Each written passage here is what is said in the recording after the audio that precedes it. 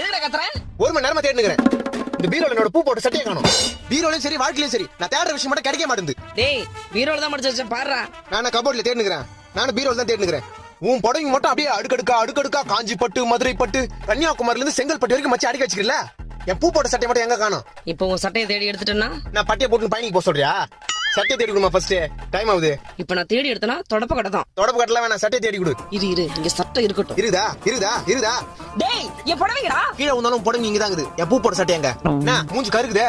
ஆத்திரமாவத தீஞ்சு வாசனை வருது. டேய் கேஸ் மேல பால் வச்சிட்டு வந்துட்டேன்டா. ஓ தீஞ்சு வாசனை அங்க தான் வருதா?